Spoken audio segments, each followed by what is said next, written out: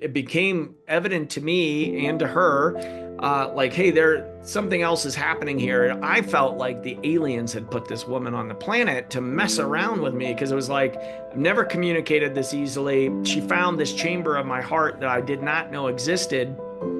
And it was, our attraction pull was such that we both left our marriages and started out and blended our families. These memory issues were happening, like rapid, progressive memory loss. And I went looking for the known suspects. Was it hormones? Was it mold toxicity? With the stress of the move? It wasn't any of those. Then I had to, it came down to this one day. Chelsea, my office manager, came to me and said, Dr. Greg, Sarai just left the building. It was at that moment I knew I had to grow up. We cleared the schedule for several months trying to figure out what is going on with her. It was a crash course in brain regeneration. I went looking for solutions. There were some ominous diagnoses: Creutzfeldt-Jakob disease, which is mad cow syndrome, autoimmune encephalitis, all of these brain degeneration disorders with as of yet, no known cure. I had a whole medical basically system set up in our living room, dining room, with the kids getting her into the hyperbarics, doing IV therapy. And it really put me on the search of how do we regenerate the brain. Now, unfortunately, what I found did not help Soraya. The grief and the loss was intense. And it truly, Dan, it ripped me open as a human. It was such a gift to know this woman.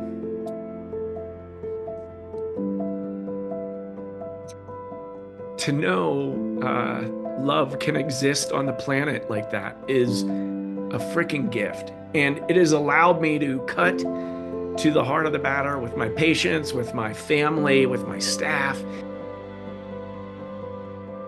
So she is really instrumental in what we're doing here at the Energy for Life Centers. And the process, though, has really it's reinstated my faith in unity consciousness in such a beautiful way. I call it Soraya's gift. I had a choice. I could have it sink me and stick my head in the ground, numb out, or utilize Soraya's gifts to help as many people as I can. And I chose the latter. It's really fired me up. It's got me on a massive mission to help as many people as I can with brain regeneration. I have people at the end of our week-long brain camp here.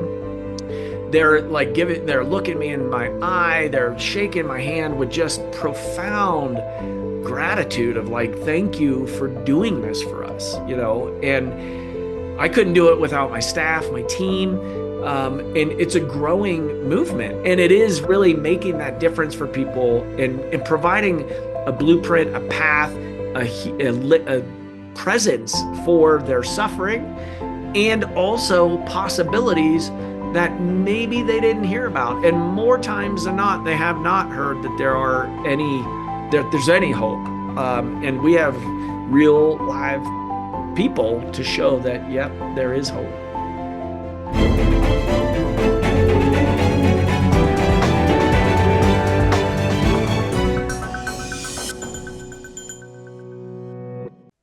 So great to have you here today, Dr. Eckel. I'm going to call you Dr. Greg today. And your story is fascinating. But before we get into it, I want to find out a little bit more about you. So tell me about you as a child growing up, because I know in your journey, children became a major impact in your journey in life. But tell me about you as a young boy growing up before you got to college.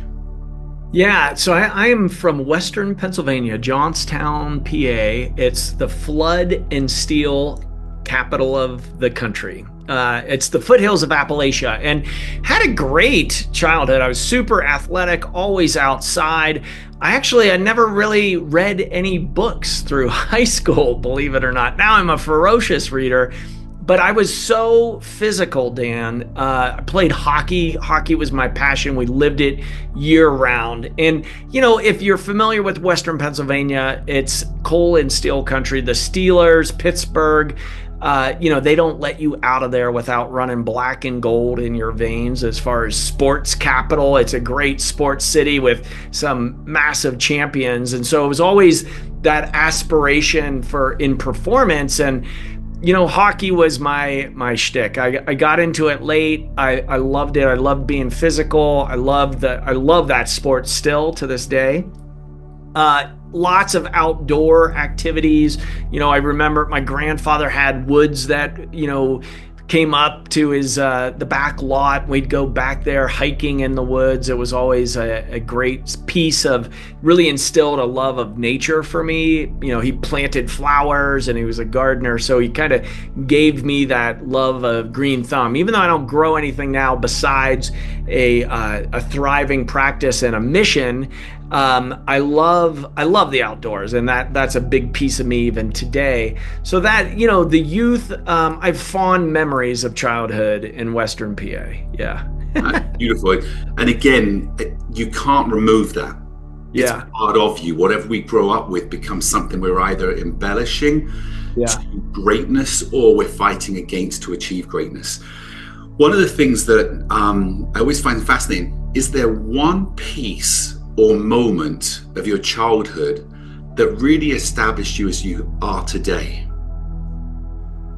One piece. I think a big turning point, I come from an American family, which was a divorced family, and I was 10 years old, and I knew when my parents separated, I was like, I'll never do this to my family. And, it's interesting when you make absolute statements as a youngster and how that all spins around in the cosmos of coming back. And life path is, well, I actually did get divorced, and my kids were the same age that I was when it happened, when I swore I would never do that. And it gave me so much more compassion for my parents, and understanding, like, it kind of completed me as a soul on the planet. And in that, I think that was a big piece of my learning, that, growing up in a divorced family, and they didn't get along. My parents didn't get along. And it was unfortunate that they didn't get along, because it had an effect on my sister and I. It's made me who I am today.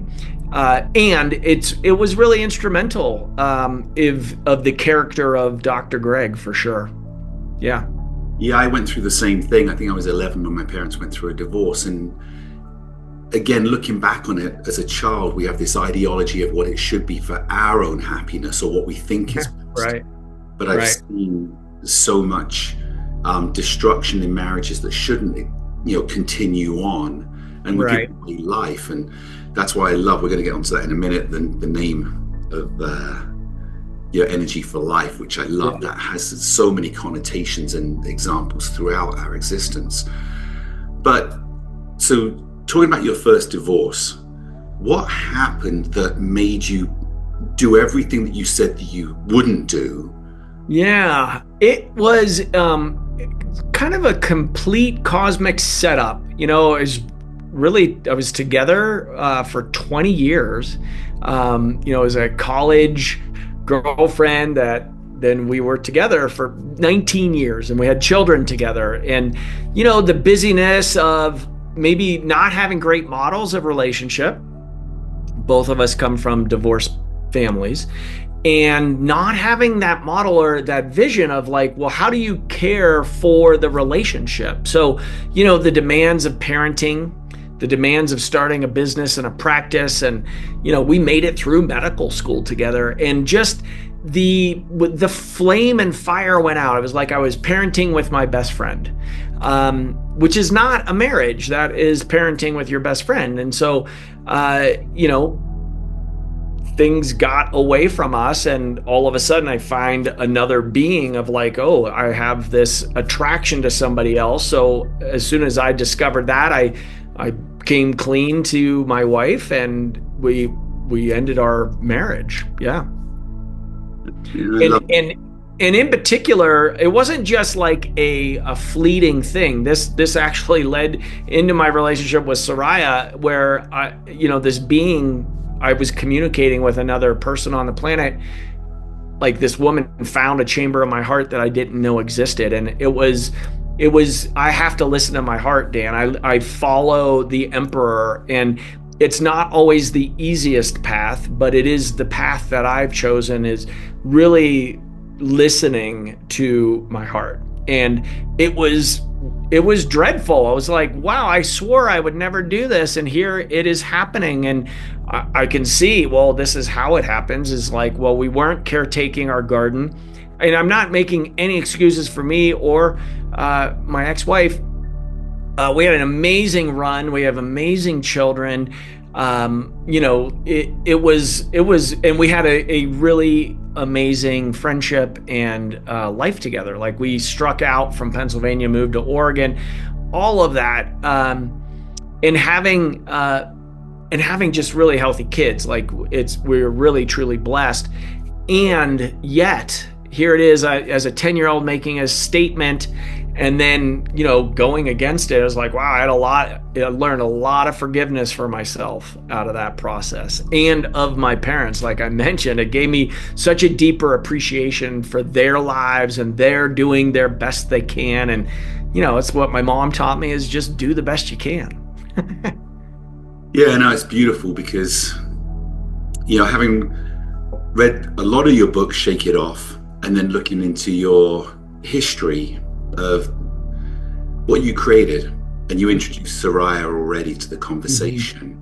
Yeah. Way more to your life than I think you even realized was going to happen, because I think your mission will always be associated with your care and love for her. So, right.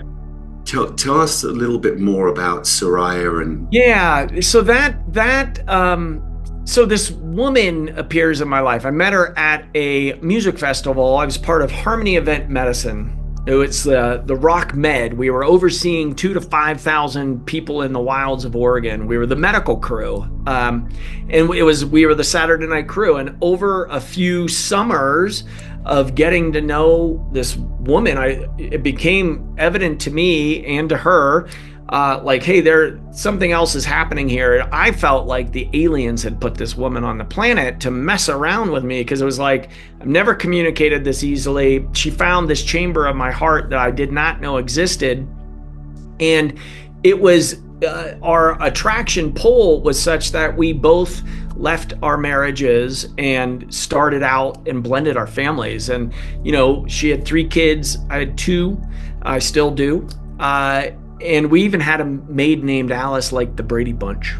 And we blended our medical practices. She was a certified nurse midwife, nurse practitioner. And just, women would come out of the gynecology room, like singing a little tune. And for the women viewers, it's like, the gynecology office is not so much a fun place to go to. And, they'd be chuckling and laughing it up, like just a special being on the planet, women's health advocate. She was a lay midwife, and in the Midwest for like 20 years, she was delivering babies where, carrying oxygen in your trunk as a midwife going into certain states was a federal offense, a felony, to give a natural childbirth. And it is still today, which is really archaic when you think about it. It's like, this is natural childbirth, what women have been doing for eons. And just the energy of Soraya, she just was otherworldly, I'll just say. We blended our practices. We bought our first house together. And this was, 14 years ago.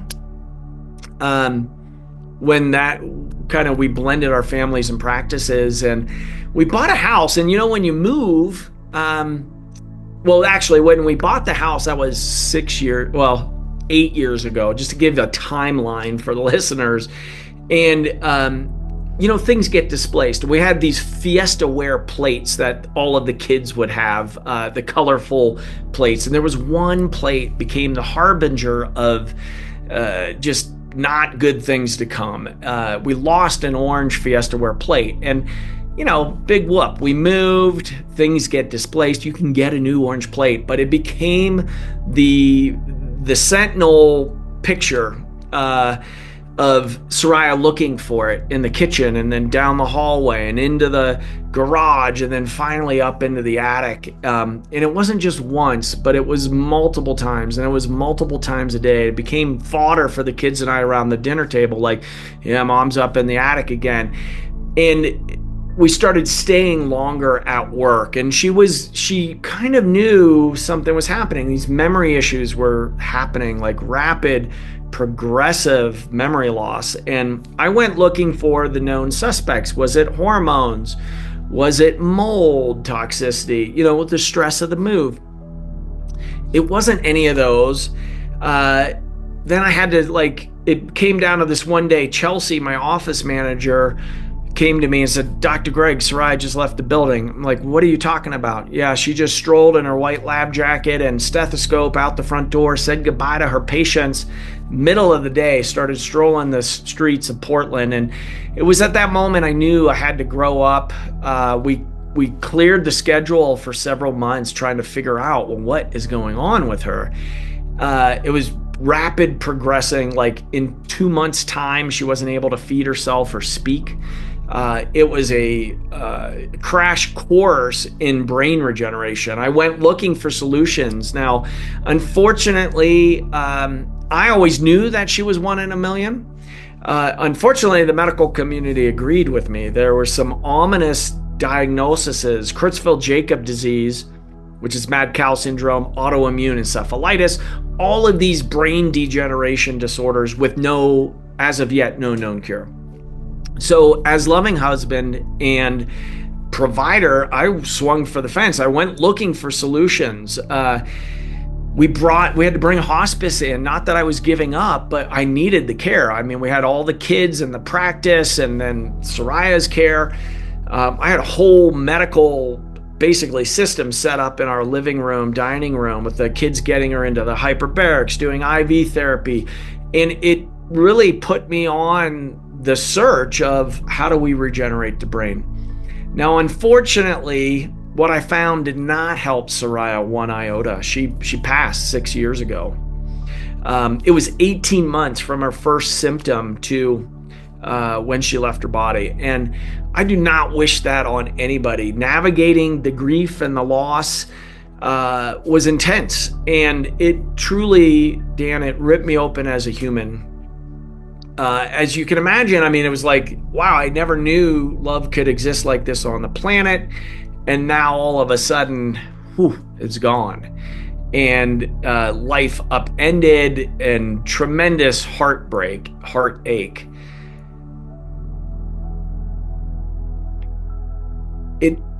The process, though, has really it's reinstated my faith in unity consciousness in such a beautiful way. I call it Soraya's gift. I had a choice. I could have it sink me and stick my head in the ground, numb out, or utilize Soraya's gifts to help as many people as I can. And I chose the latter. It's really fired me up. It's got me on a massive mission to help as many people as I can with brain regeneration. Now, not many people have Creutzfeldt-Jakob disease. It's mad cow syndrome. It's 300 cases a year in North America. I know firsthand how fractured and broken this healthcare system is. I went through it with my wife's life on the line. As a provider and educated with what I know it's really hard to navigate for folks that don't know medicine, don't know what your options are, how to communicate with providers. And it's tragic. I knew it was broken before, but going through it with Soraya really gone basically with her memory, it has changed me. And I think it's changed me for the better. One, it was such a gift to know this woman.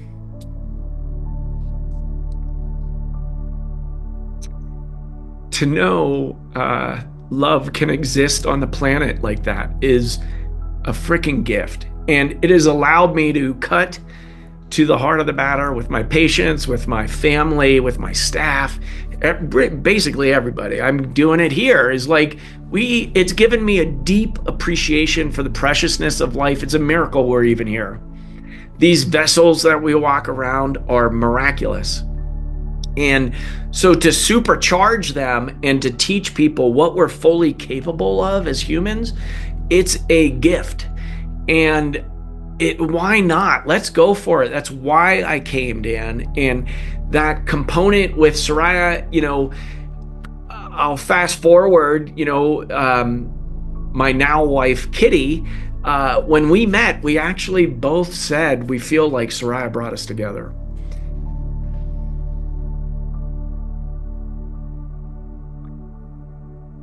So she is really instrumental in what we're doing here at the Energy for Life Centers. And Kitty and I co-founded the center. We're on a mission to really help as many people with brain regeneration and thriving optimization of health, and really bringing frequency medicine to the forefront.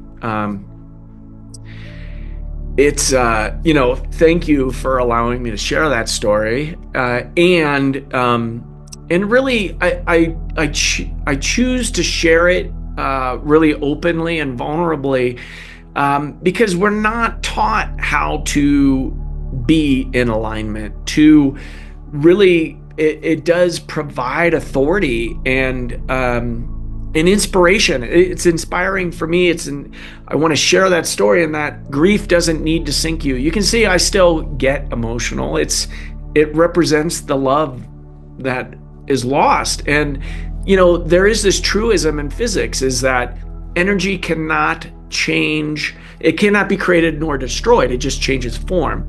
So in essence, it gives a deep appreciation for our time on the planet together in these glorious meat suits we call our bodies, and a remembrance of the time is now. There isn't any future or past. We only have this precious moment, and make the most of it and create from your heart space, bringing more love to this environment, which we all know and desire. It's what we want as humans, and coming from source, living, and then returning to source. I mean, that's the trajectory that we're on.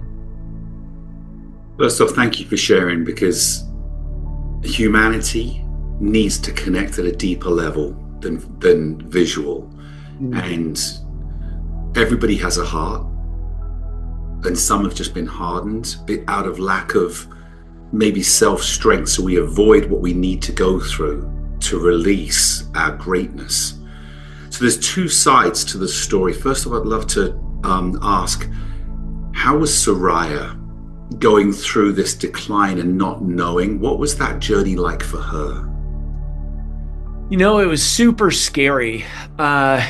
At the beginning, she was a brilliant, brilliant being. And so she knew she was like covering up her memory loss. Like, she would make really good excuses of like, all of a sudden, we used to leave at 5:30 to get home for dinner with the kids. Now it's 6, now it's 6:30, now it's 7. And the reasoning was sound. She's like, I have harder cases, more complexity. I've got to finish these notes. And there was she knew, and that was painful to watch, of like, wow. And then there was a switch where she didn't know. And then it was like full on dementia, like memory loss again. That's when we had to pull in hospice care. We needed 24/7. She would start wandering from the house, and like it got really, really extreme. And so it's given me that deep appreciation in neurodegeneration and neuroregeneration of, well, what's the family unit doing? What's caring for the caregivers? Along those lines. Yeah. And that's, how old was Soraya at the time when? Sorry. No, at all. How old was Soraya at this time? Yeah, so she was young. She was 41, 42. And that's where we just 43. Yeah. And that's where we just take it for granted. Yeah. We've got time. Invincible, right? Yeah. One of the things I notice with the work that I do is people ignore the warning signs as if it's just happening and it would just fix itself. Right. or it's just a moment instead of a warning sign, not just to what can I do for my health, but what can I do to grab every memory that I can along every aspect of life. Mm. Now, the other side of the story is you and your children and her children, and obviously unity as one family. People will be watching this that are going through your side of the struggle, the fight, and they always get not ignored, but you're giving up your life to look after somebody else on an emotional scale, not knowing the future. How was that for you? It was the only viable path. I knew I had to leave it all on the field. I did not want to live with any regret. And that's my encouragement for folks, is to just be it's the path. It's what you incarnated into, and that's what is up. And go all in on it. Mine ended tragically and with massive heartbreak and grief and loss and all of that. And this kind of renaissance or blooming out of it of massive mission, support, energetically, better connection with source, God, self, more mystery of reality. And it's just it's a more profound life experience, to be honest. It's brutal when you're going through it. And that's a component. What we say is you don't have to go it alone. That's what we're doing out here. It's my mission. It's my team's mission. It's what we're doing at Energy for Life Centers. I talk to people around the globe, different states of neurodegeneration, Parkinson's, Alzheimer's, dementia. In fact, I just talked to a 30-something-year-old woman with a brain injury that has been living in chronic pain for a decade, with now relief. And she said, there's so many Jennifers out there in the world, Dr. Greg, that just thank you for taking a stand for us, because I know I'm not the only one suffering like this, but you're the only one listening, telling me it's not in my head, that there's something that potentially we could do. And I see that in the conventional world. One of my monikers is where East meets West naturally, of there's a continuum of care. The root word of doctor is docere, or teacher, and it's kind of how I got into medicine, was a preschool teacher. But my job is to educate people about what their options are, what the possibilities are. I'm more and more bold with what I say to people, because I see it happen. Things that shouldn't turn around, in timelines that are not real, meaning, we're talking about central nervous system degradation. Substantia nigra and Parkinson's is 84% gone. It's not supposed to come back, Dan, but we're now getting ready to publish on people that have no evidence of disease. Like, we're at this moment in history where I'm saying I'm doing a lot of nothing, although I did create the Eckel protocol on brain regeneration, but really it's out of this profound loss and searching for solutions for people. And over the last 6 years, better and better results, so that we've got the Eckel protocol for brain regeneration, possibilities. I even have a red pom-pom on my desk, because we all need a cheerleader sometimes. I'm not saying it's easy, but we are in it together. And you don't have to go it alone. And that's the message for folks. And that's where, I have people at the end of our week-long brain camp here. They're like, they're looking me in my eye, they're shaking my hand with just profound gratitude of like, thank you for doing this for us, and I couldn't do it without my staff, my team.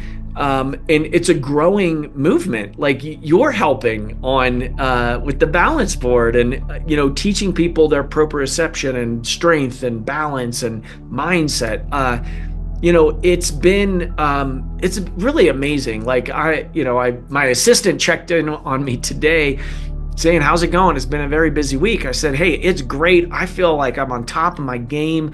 Like, I have to perform at a very high level, because there's a mission. Like, we got stuff to do, Dan, and it is really making that difference for people and providing a blueprint, a path, a presence for their suffering, and also possibilities that maybe they didn't hear about. And more times than not, they have not heard that there's any hope. And we have real live people to show that, yep, there is hope.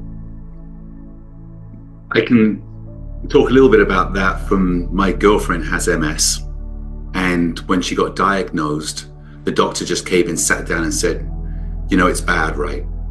And that was it, straight away. And she was told effectively she's going to die.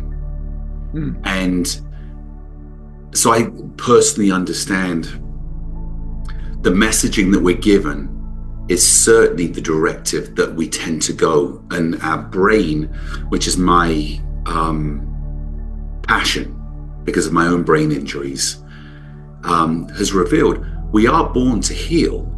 And positive thinking will never give you a worse outcome than negative thinking. And I think everything, you've heard the saying, everything happens for us, not to us. But we can either decide we're going to be the victim, but why be the victim when you can be the hero? And right. I think that's really what it comes across so beautifully, that your journey with Soraya, you've become the hero with her name on your heart, that now has changed your directory of mission in life, and the passion behind it can't be denied. I've always said the greatest businesses that make the biggest impact are because the founder has a personal reason outside of money. Right. And so let's go back a little bit. In the 90s, you were noticing through your teaching that kids were being drugged instead of looking at the root source and saying, how do we allow, like you said, the vessel, the brilliance of our body, I call it the miracle within, to take control. Tell us about that. Yeah, so I was a preschool teacher in the early 90s in Portland, Oregon. I was Montessori teacher. And it was the beginning of the ADD, ADHD diagnosis. And I had a poster child, Michael. I will say he was a rambunctious dude. He included others in his learning. Like, he was all over the place. However, main teacher advocated for him to be taken into the pediatrician. He gets the diagnosis. He's put on Ritalin.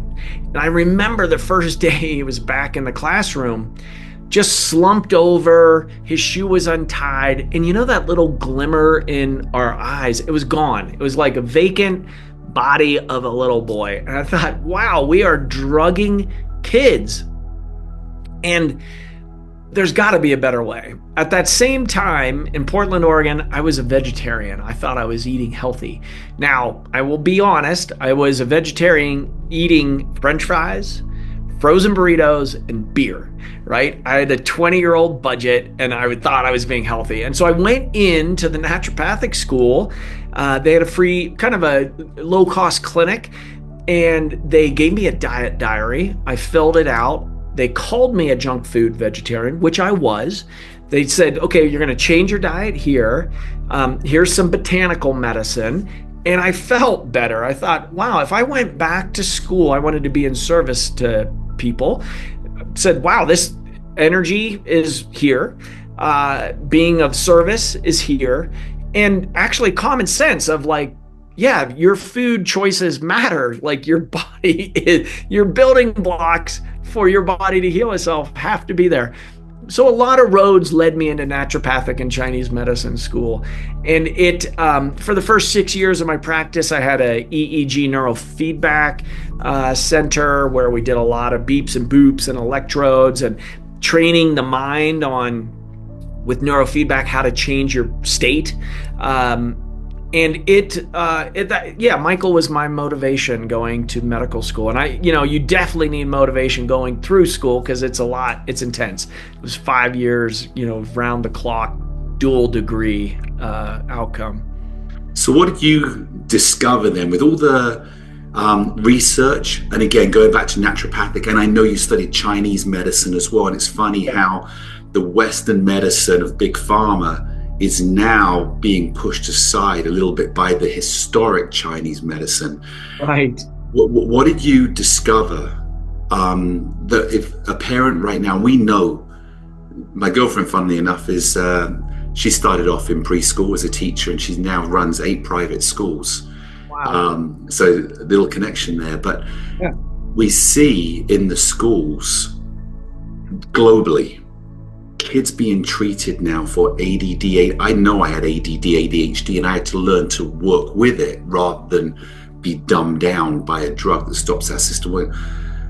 What did you find out? What will parents learn from you now that are going through what the doctor's telling them to do to effectively, damage it? So, I mean, now as then, so Doris Rapp was one of my mentors. She's a medical doctor, wrote a book called Is This Your Child? And she showed the effects of food. It could be even healthy food on children, and on it, if it is happening for kids, it's also happening to adults, that your immune system could be interacting with foods that you think are very healthy in a negative way, creating all kinds of emotional issues, attentional issues, allergies, asthma, celiac disease. Really, a lot of chronic illnesses are triggered by foods. Now, I'm not saying that's the only cause, right? We have now ultra processed food, like reading the label, right? We now know in Cheerios, there's glyphosate in the product, that glyphosate is a known neurotoxin creating cancer on the planet. I think a crime against humanity by the manufacturers of that chemical. It's all over the globe and it creates cancer, and you can still get it in the grocery store to put on your weeds in your yard in the United States. Like, what is going on? So our levels of toxicity, we have to look at that, right? Because our receptors, our bodies are filters. And if we're not able to get rid of or process this stuff out of us, it starts to build up on our tissues, creating inflammation, creating chronic illness. So there's food, the food choices. There's levels of environmental toxicity. There's ultra processed food. I mean, there are now like sophisticated engineers of food to make us crave more food, to consume more, right? So we see levels of obesity going through the roof in North America and around the globe. Well, it's not just a lack of willpower or poor choices. It is by design. And, I think that's coming out now of the metabolic health of the nation in the United States is horrible. It's horrible. And, so our life expectancy, I think we're like 65th now on the planet. And it's because of levels of toxicity, ultra processed food, and the lifestyle. It's like by design it feels like, and I will say 25 years in the field, Dan, it does feel like by design. And I think we're going to see that change. And I'm really hopeful. I'm a radical optimist. But people, if you're not tuned into it, like your cookware, like if I see another air freshener in an Uber, I've like stopped educating the drivers of like, those things cause cancer. There are volatile oils coming out of the odor, the clean air smell is a misnomer, and it's creating illness for people. And we just don't know. We're not educated about it. And it's that aspect, as charged in naturopathic medicine, you learn like you have to address the root causes of illness. So instead of just treating a symptom with a drug to get rid of the symptom, it's actually, if you go to the root imbalance and address the roots, then the symptoms go away. The symptoms are just saying, pay attention to me. So if we take ADD, ADHD, allergies, asthma, these things are on the rise. Well, they're because we're getting cooked in the environment. Now, we're very resilient beings as well. So I don't, when I got into environmental medicine as a medical student, it's really depressing. It still is really depressing. But we're very resilient, and we're capable of transmuting a lot of this stuff as well. Yeah, I mean, there's so much in there. When we look at ADHD and ADD, and you look now that in marketing, they say the attention span has dropped to 1.3 seconds. in the younger generation, because it's scroll, scroll, scroll. I'm just repeating what we've all heard. But the habits that we're creating is also supporting ADHD, ADD, not going the other way, helping us to focus. And then, like you said, the foods we're putting in, the chemicals, even the chemical that's stopping the gut communicating with the brain to say I'm full, so I overeat, which leads to, it's fascinating. But what's more fascinating is how real it is, and a lot of people don't want to accept it because they've grown to the ease of life, and it's convenient rather than make that change that actually makes life better. In your book, Shake It Off, you've got obviously some great chapters that are in there, and I know early on they talk about gut health and how that affects passing the blood-brain barrier. Talk about what you've continued to discover from when you wrote Shake It Off, and now you've got your next book coming up about Parkinson's, I believe, in February. Yes. At launch. What have you discovered about gut health? Oh, it's massive. So at the very start, it's the connection between naturopathic medicine and Chinese medicine. So there are different schools of philosophy in Chinese medicine. I come from the spleen and the stomach camp. So it was the great emperor had different physicians for organ network. So the spleen and stomach is digestion. In naturopathically, we look at, you dig your grave with your fork. So now, fast forward with microbiome testing, the whole gut-brain connection, the vagus nerve, 80% of afferent, meaning information coming from your gut, goes to your brain. It's a cranial nerve, 10, the great wandering nerve. We think that the brain controls the body, but this nerve, majority of the information is coming back from the periphery to the brain to say, hey, this is what's going on out here.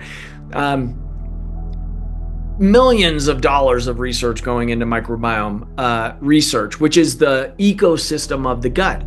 If we removed your flora and fauna, it's a little bit gross. It's about 4 to 7 pounds of aerobic and anaerobic bacteria, but it's essential for our health, right? So you could actually eat food, have it pass through the whole way out your backside, and it's never truly in you, which is a little bit mind-boggling when you think, it's like, well, it was in me. It was like, no, it really wasn't. It was in a tube in your body. And so that whole component of the gut-brain axis, your neurotransmitters being manufactured in the bowel, vitamins, minerals, nutrients, essential amino acids, essential fatty acids being absorbed through the bowel. You need efficient digestion. You need that working. Understanding the digestive process is really, it's very complex and simple, right? We can't digest well when the saber-toothed cat is coming to eat us. Meaning, if you're in a stressed state, you're not going to digest very well. You're shunting blood from the gut. It's going to your muscles, into your eyes, so you can be on alert, fight, flight, or freeze. And a lot of illness comes from we're just not paying attention there. We're not sitting down. We're not giving thanks. We're not in a receptive mode to get into parasympathetic activity to actually be able to absorb nutrients.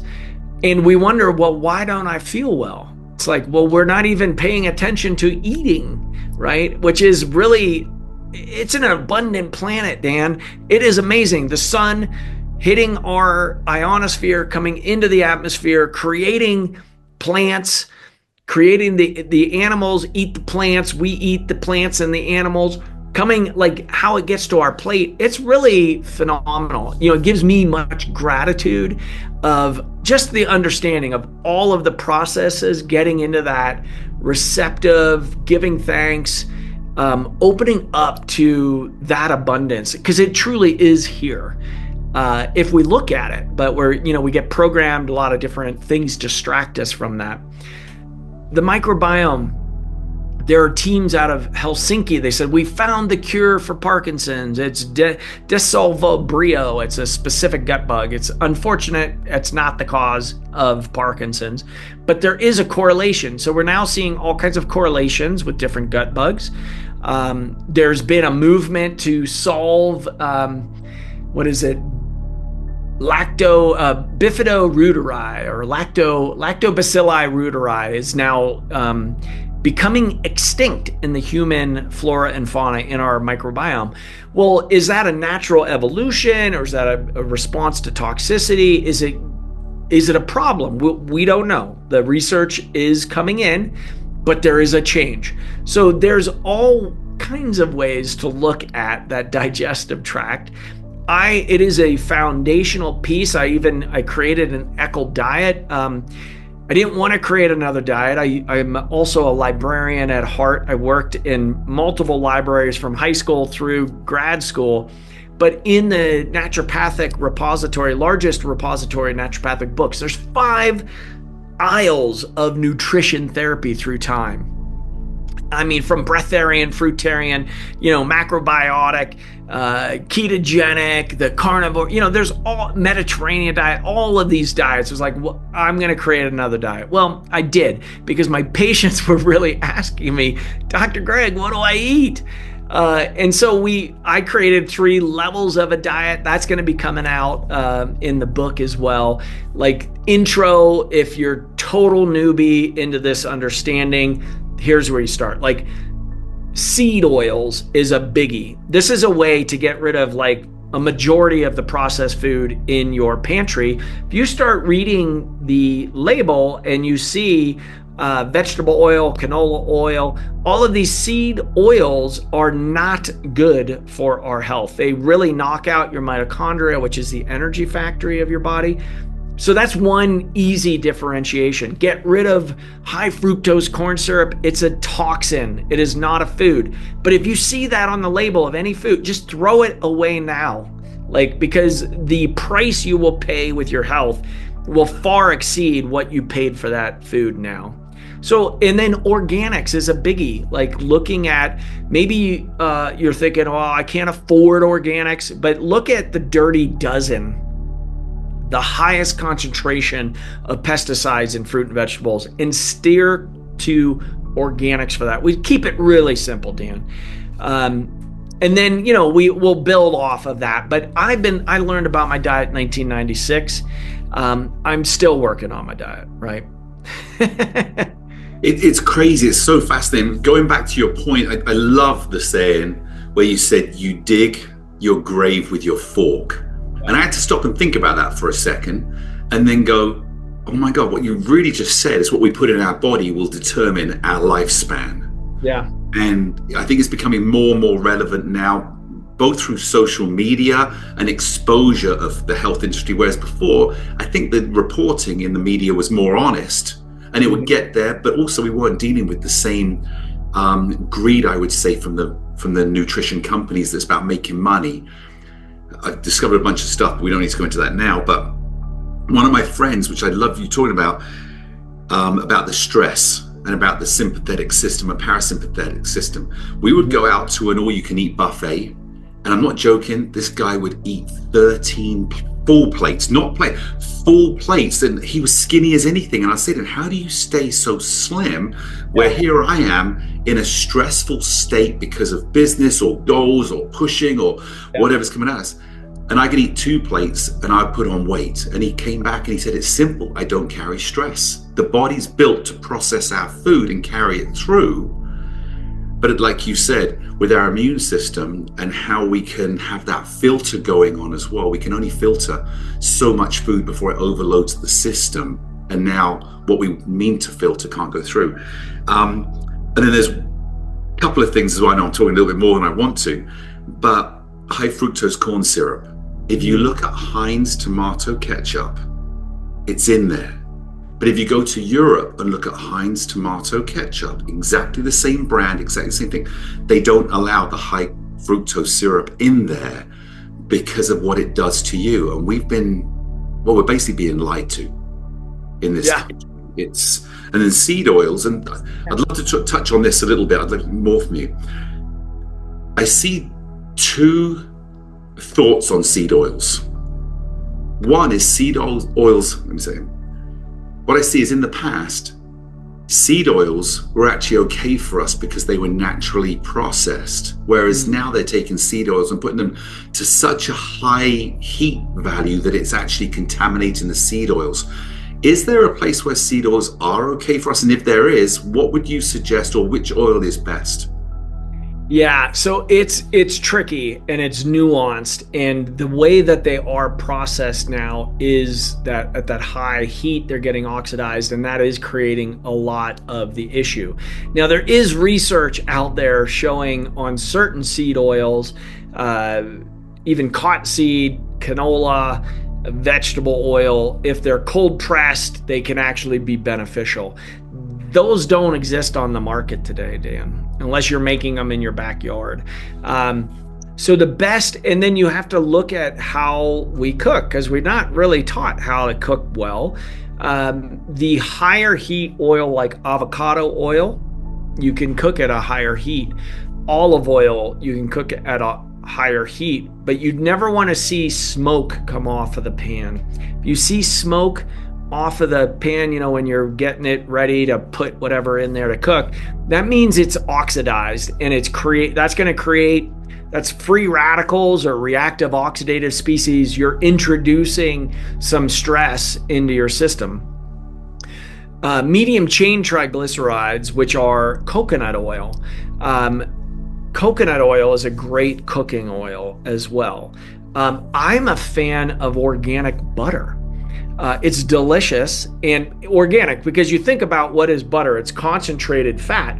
So if you have a cow or sheep that's eating pesticide-laden food, they're concentrating toxins in their fat. So you're getting a stick of highly toxic fat, readily absorbed toxins into your system. So we don't need to put more in there. We're already surrounded in it. So, utilizing, so I would say stick with organic butter, coconut oil, and olive oil. And then just know on olive oil, you want to know the source, because the mobs have gotten involved in that. And when you look at assays of olive oil, commercial olive oil, over the counter, a lot of them are adulterated, meaning cut with other cheaper oils. So you're not getting the health benefits of it as well, if it's not pure, organic, virgin, cold pressed olive oil. Isn't it sad that we have to put so much time into going and researching and studying our food when we actually step into the market? Yeah. Because it's set up. It's talking about organic food. I went to Whole Foods, which now we know is run by Mr. Bezos, owned by Mr. Bezos, and they have California Organic. I don't know if you have that out where you are, but if you actually turn over the California Organic, it's made in China. Whoa! The FDA doesn't check organic food that's imported. Now, how can it be organic when it's grown in China, put into a bag, put on a ship, brought over here, unloaded, taken to the facility, unloaded, and then put on a shelf with a shelf life? Wow. So I found out it's a third party that investigates organics coming across, but they have nothing to do with our standard in America for organics. So it was a huge revelation. If you go in there, how can it be California Organic that people in California are buying, believe in it, because we don't read the label? Wow. Fascinating. So let's go to the brain. We know that inflammation in the body passes the blood-brain barrier and is really the root of so much of our disease and problems in the health. And we hear that we're meant to live for up to 122 years, looking at the telomeres at the end of the cells and everything, and how we're breaking them down. But let's go to the brain. Tell me what you've learned about the brain, because I think it's something that we've taken for granted for so long, and only recently is it being accepted, the quality and value of what we actually have with this incredible technology between our ears. Boy, we can go in a lot of different directions with that. So one, the first thing that's popping into my head is just thinking of consciousness. And, we're not able to locate where that is in our brain. And many are coming to the belief, in a quantum understanding of reality, is that consciousness is actually outside of our brains. And well, what the heck does that mean? Like, when you go to sleep, are you still conscious or are you unconscious? Like, where do you go when you sleep? And so, we actually just answered the question why we sleep a couple years ago. Matthew Walker wrote a great book. We know the brain, it is the processor. All of our sensors come in to the brain and get interpreted. So if we just think about that, like, sound is traveling on cranial nerve 8. All it is a frequency. It vibrates on your tympanic membrane. Then there's positive and negative electrons that go send that action potential on cranial nerve 8 to your brainstem, that then sends it up to the hypothalamus, which I call the switchboard operator. That little area of your brain knows where to put the sound, that signal, that action potential into your brain, kind of to interpret language. Mind-blowing, right? Taste, same thing. Sense of smell, olfaction, cranial nerve 1. Your perceptions of touch, of heat, of pleasure, of pain. It's miraculous, Dan. Like, it's the same signal in the body. It gets interpreted by the brain depending on which location it goes to. Oliver Sacks, really classic neuroscientist, wrote a book called The Man Who Mistook His Wife for a Hat. From brain injuries. He was studying, I think he was out of Toronto, neuroscientist. Fascinating work, awesome reads as well. If you're interested, you want to geek out. However, it's just like little glitches from head injuries, traumas, will throw the apparatus off. I'm able to pick up 20 to 30 years after a head trauma, electrical activity changes that are still reverberating for people. You hear oftentimes people can get a personality change after a head trauma. It's a precious little apparatus up there. And what I'm just super, super fascinated by it. Then you look at effects of trauma, environment, like mad as a hatter, that old saying, it's mercury toxicity on the brain, where hatters that would put mercury in felt hats to keep their shape would go crazy because they got a mercury toxicity. So we screen for levels of metals, like they're not meant to be in our bodies, but we store toxins in our fat. Well, we could affectionately call each other fatheads right now, with love and care. But it is, it's so intricate, amazingly orchestrated, vision. Another like 80% of our awareness is coming through our eyes. And, we have that whole homunculus, like different, like our receptors on our hands and feet get more area of the brain for processing power, for input, because we need, as humans, we need that input from external environment to internal environment. One sentence that is coming is, what is happening in the macrocosm happens in the microcosm. This is old Chinese medicine saying. And we can treat our bodies like fractally, meaning, like there's Korean hand acupuncture. I can treat your whole body on your hand. Auriculotherapy, there's a point on your ear that represents your whole body. All of the areas of the body, we can chunk it down or chunk it up to treat the whole being. It's super, super fascinating. I don't know if you know about my brain injury, but how I was in a bicycle accident back in 2018, and I had an immediate knock unconscious when a metal gate struck me in the head, and then a secondary impact already unconscious where it broke my bike helmet open, and part of my brain died. I had to learn to talk again properly. I had to learn to function, had to learn to move. Even staying awake the brain would just shut down, or I'd freeze in the middle of a sentence, but I had no cognitive awareness of it. And I think it was one of those life-changing moments for me where I turned around and said, how do I heal? Because I believe we are made to heal. We're born to heal, right? The same system that heals the outside cut is working to heal the inside problems. When you look at the brain, and see, I know you specialize with an amazing group, Energy for Life, with Parkinson's. What have you found that is the basic need to correct the neurological decline? Yeah, I wish there was like a purple pill. It is totally multifactorial, because all of the influences, as I just described, all the intricacies of how the processing unit works, we also need to be sophisticated enough. It's not just like, oh, well, let's put this electrode in and we'll stop your tremor, or the Alzheimer's dementia drugs are worthless and in fact make people worse.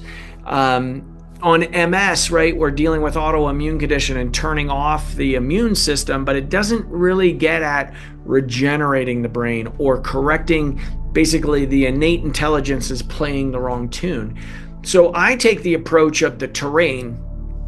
If we can charge your body battery up to have more energy to heal, I agree with you. The innate intelligence, our birthright, is health.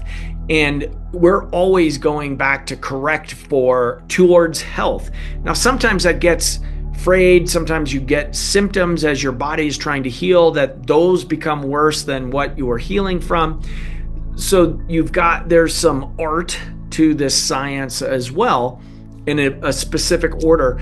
So I can't really boil it down to one. I do know the innate intelligence. So energy flows where your attention goes, and we get much better outcomes when people harness their frontal lobe and their heart space. So meaning you've got to have the desire for change. You got to have the desire to know, I don't like where I am right now and I want to be somewhere else, rather than forget about it, I'm throwing in the towel, oh, poor is me. Now, I don't want to take people's suffering away from them, Dan, and I can suffer with the best of them. I can wallow in it. I'm really good sufferer. I can do it really good. And sometimes that's important, right? You got to express that stuff.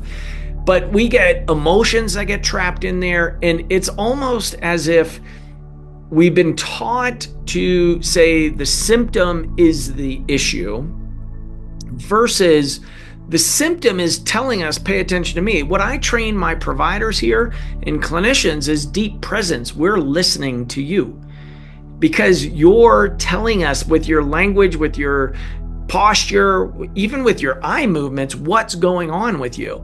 And so we're able to read that because your intelligence wants to heal. And so we're listening, and then we help pull on that string to get you back to Wellville, which is through, like, you're not, getting into substances or different medications. Again, don't stop your drugs until you get foundational assessment and an understanding of what the Chinese call the zheng of the formula, or direction. There's an emperor, empress, generals, and assistants to move your intelligence towards Wellville.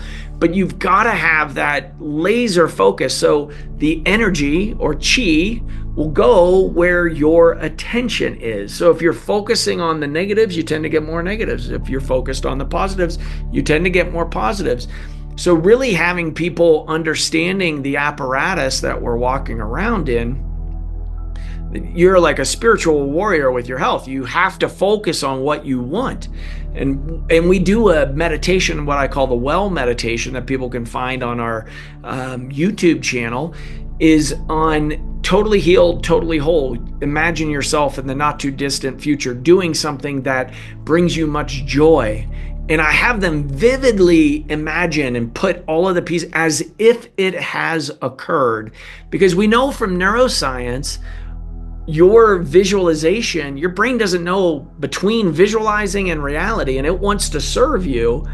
And so what fires together wires together. So you can start rewiring your brain consciously with your thought pattern. Now, I'm not here to say that's the only thing that's going to do it. We can expedite it with a lot, removing obstacles to cure, like all of those toxicities that we talked about, imbalances in hormones, all of that. And then putting in on top of that frequencies, sound, light, PEMF, regenerative stem cell therapies. We do laser activated and guided stem cell procedures, bioenergetic acupuncture, hyperbarics. We're layering a lot of these things in the Eckel protocol in the right order to get the intelligence to go back to Wellville. So I know you asked for what is the one thing? I think it's that one, desire; two, really an understanding of there's a dangerous neighborhood to go into by yourself, and understanding your cells are actually listening. So many people are walking around in these vessels and they don't even know how they feel, right? So again, I've had personal experience with a number of your clients, your superheroes. Yes. And give me one story that stands out for you, because again, everything is a representation of your mission in life. Is there one person that really exemplifies what you wish you could give to millions? Well, so Holly, my patient who we're publishing on reversal of Parkinson's with, she had a diagnosis for 10 years, really significant tremor, getting worse, kind of impeding her mobility, her confidence in herself, across the board, taking a lot of drugs to help with the symptom picture, but nothing to get to the underlying imbalance. She had a strong desire to heal and had a strong faith and determination. So she came and saw us. We did a detection kind of kit. That's our starting spot with folks of evaluation, turning the stones over to make sure we know how do we build on a strong foundation. We invited her out to our brain regen camp. It's a week-long program here in Park City, Utah. We layer in the Eckel protocol. 3 months, she returned back home. She doesn't have symptoms. She hands her bag of medications. She calculated out $3,000 worth of Parkinson's meds back to the doctor. The doctor's looking at her like nobody's ever given their drugs back. Said, I don't need these anymore. The doctor says, what are you talking about? You don't need them. You have Parkinson's. She said, no, I don't. I don't have Parkinson's. I don't have any symptoms. I feel good. I'm living my life again. In the doctor's eyes, that reality doesn't exist. Nobody gets better from Parkinson's. There's no known cure. Can't even imagine that somebody could turn it around. So the conclusion of the physician was, oh, I am so sorry. I must have misdiagnosed you for a decade. And she did not misdiagnose her. She clearly had Parkinson's disease on imaging, on exam, responded to medications. She had Parkinson's. She no longer has Parkinson's.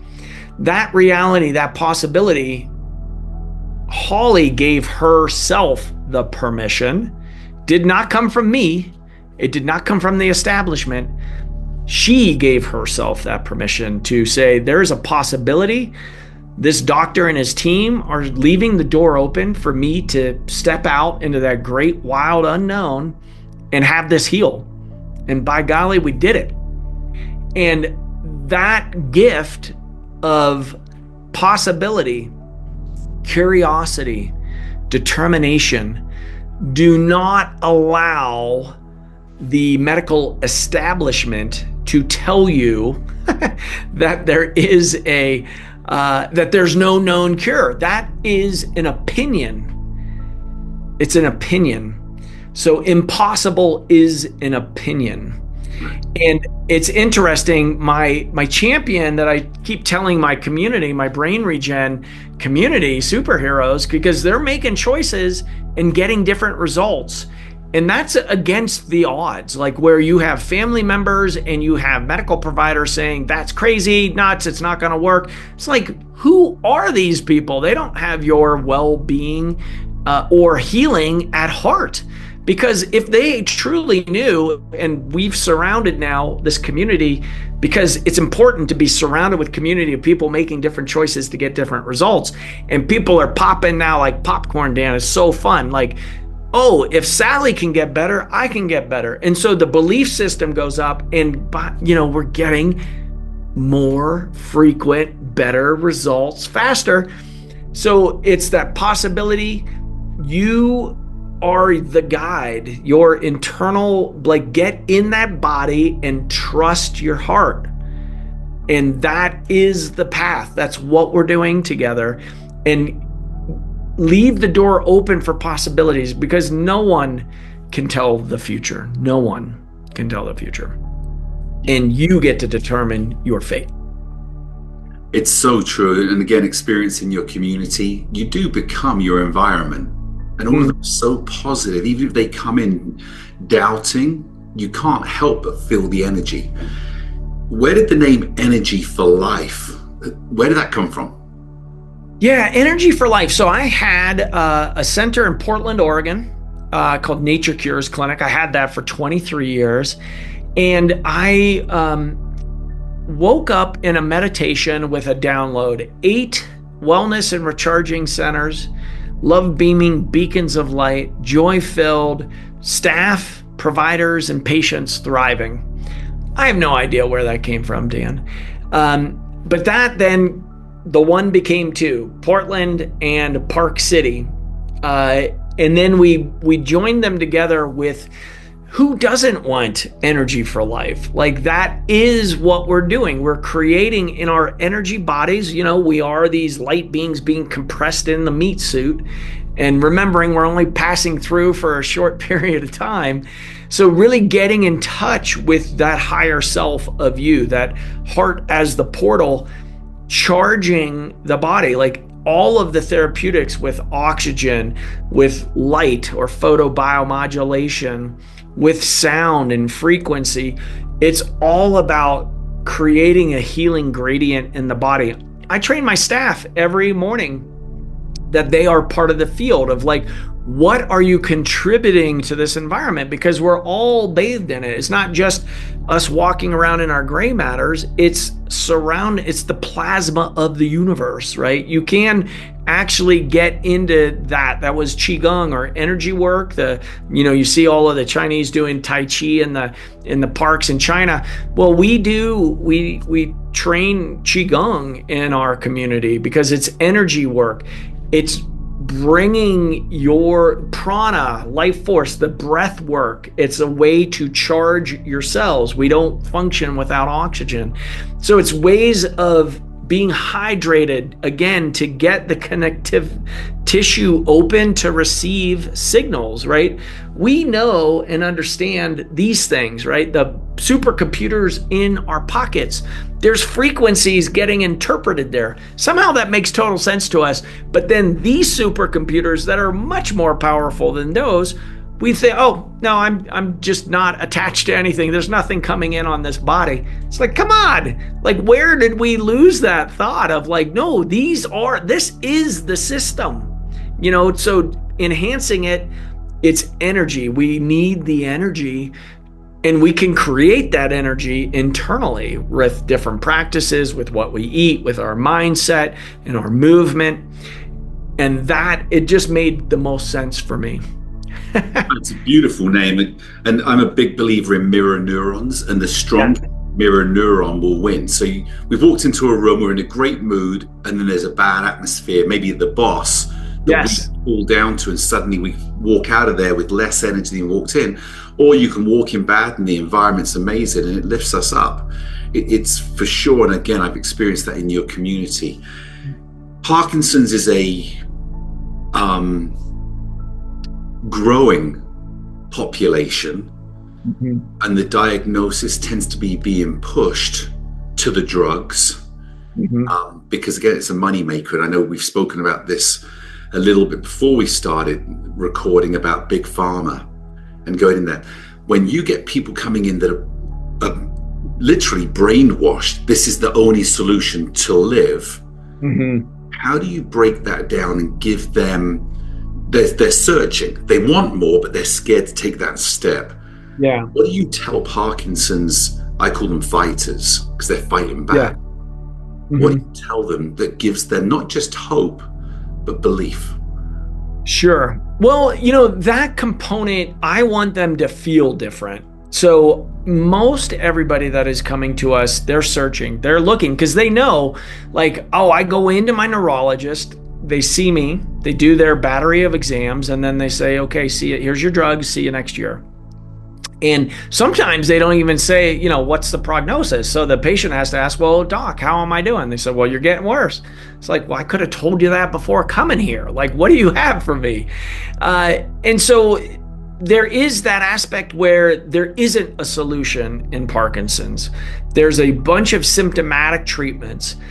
Early on in my career, I was totally anti-Western drug medicine. Now, I'm of the belief, like, hey, they can serve a role. They're not the be all end all. They're not going to correct anything, but they're not doing damage, at least in effective doses. Now, I see people overdosed on their drugs, on the wrong drugs.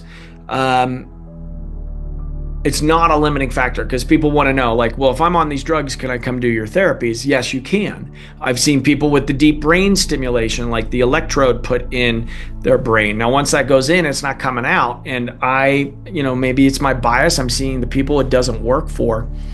So I want to provide the foundation that we know the intelligence, when given the right information, will create a strong change. If you don't change your foundation, you're building in quicksand, and things won't work the way we think they will. And so most people are wanting to get off their drugs before they ever saw me, Dan. They're like, I don't like it. At the beginning, we call it the honeymoon phase. Like, I got my life back. And then all of a sudden you're needing to take more.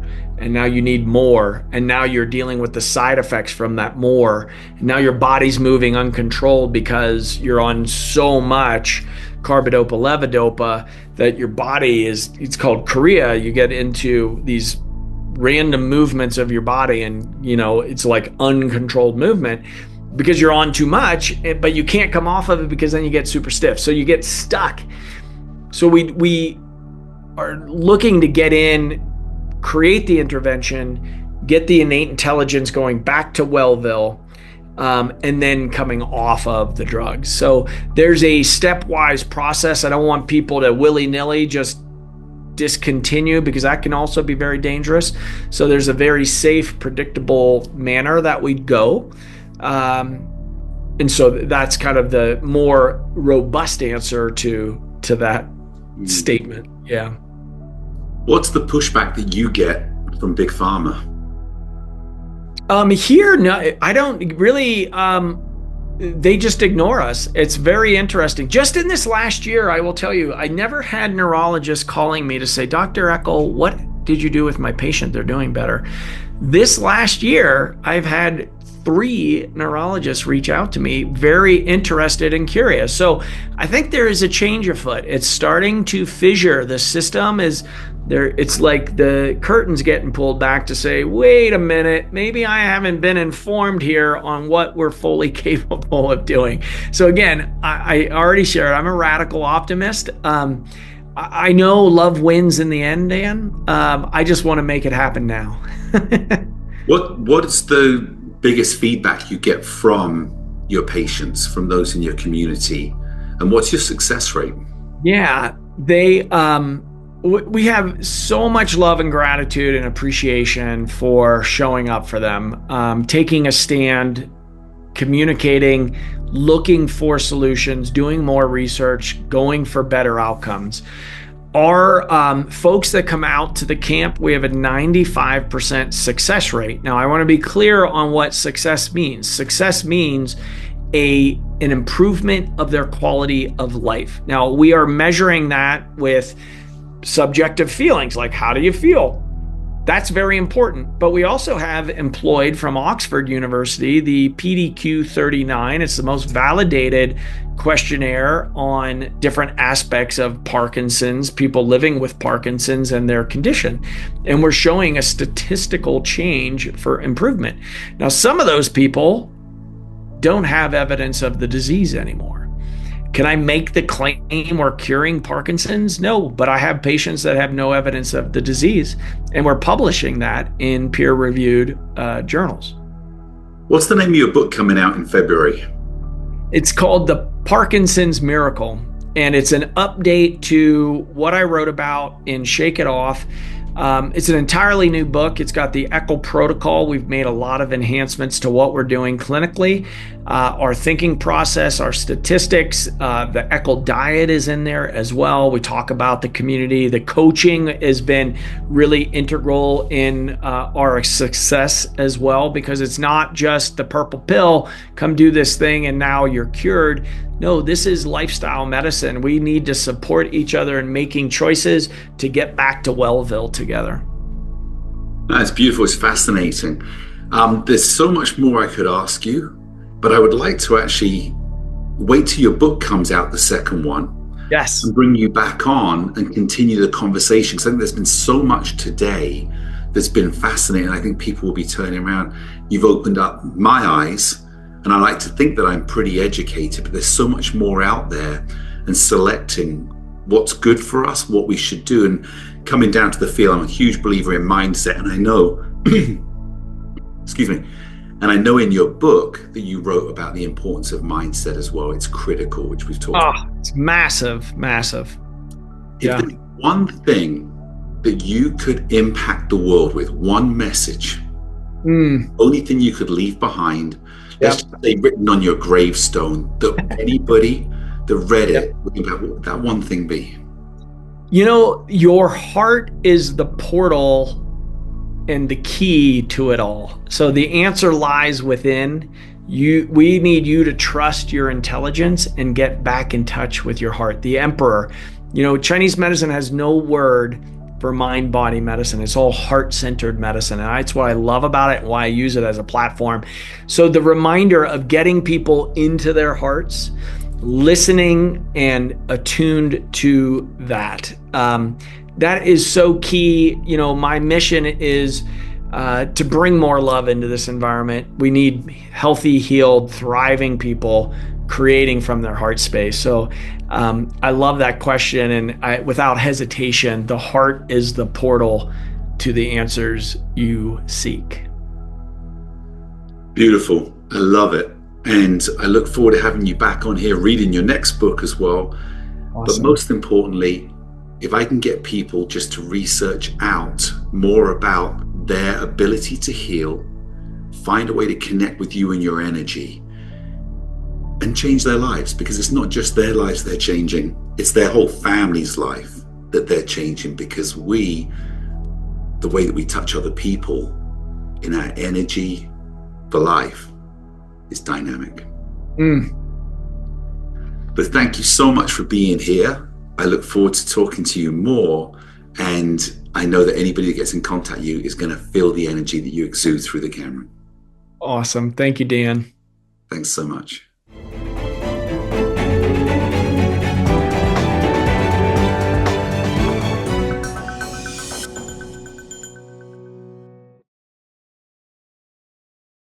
As a very young girl, one of my memories is getting a tray and putting my grandmother's insulin on it, because they kept it in the fridge, and then bringing her a glass of orange juice and literally delivering it to her on the tray. So I, from a very young age, had the caregiver vibe going, and a lot of that too was because of the way that I was raised. Around 19 years ago, I was diagnosed with sarcoidosis. I felt terrible. I felt awful. And so I do what everybody else does when they don't feel good, and you go to the doctor, and they put me on a bunch of medications. And the medications made me feel worse. I think 2 ER visits because of the side effects of the medications, because I'll never forget talking to the doctor when I said, is there anything else I can do? And he said, nope, that's all I have. When I was in the military, I got combat medic training, so they allowed me to work as an aide. I got my bachelor's in nursing. I'll never forget when the COVID pandemic hit. I received an email asking me if I had any interest in going to New York. We had to treat everybody like they had COVID, and the treatment at that point was if they were too sick and they couldn't breathe well. They were placed on a ventilator. I went to work one day and we were handed a memorandum that was from Governor Cuomo that said, basically, we're not going to be performing CPR on any patients. We were told that we were not to revive them. It was too risky for the healthcare worker. What? Against everything I had ever been taught, and just being a human being, you're like, well, if we're wearing our PPE, then what's the difference if we're taking the precautions? That just didn't sit right with me. And at that moment, I knew I had to get the hell out of there. Once I fully understood what was taking place and the truth of the matter, I could not shut up about it. All over social media, I was screaming from the rooftops. And I'm sure I got unfriended quite a bit on social media because I'm just very passionate about it. Now that I've used that knowledge to heal myself, I am passionate about telling my patients about it. That's why I got into nursing, is to help heal people. I did not get into nursing to keep them sick and dependent on a broken system. So I have like a new purpose in my life to help people.